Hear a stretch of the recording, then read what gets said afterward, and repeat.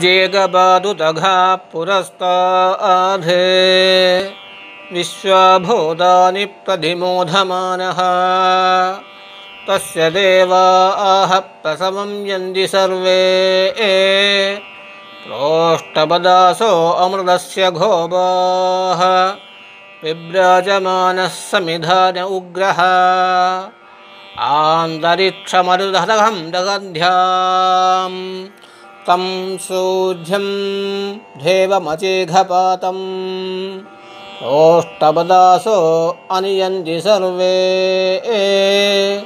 जेगबादुतघा पुरस्ताधे विश्वभूतानि प्रधिमोधमानः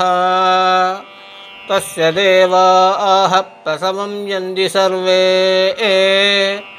प्रोष्ठपदासो अमृतस्य घोबाः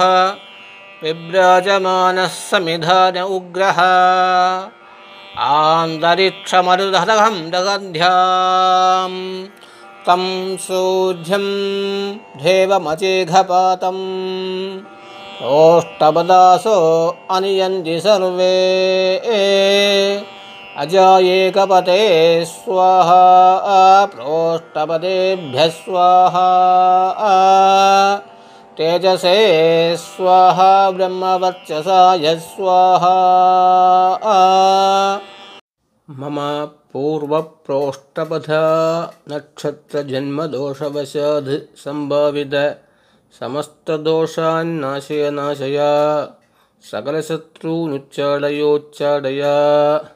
दीर्घायुष्मन्दं कुरु सकलकार्यविजयसिद्धिं कुरु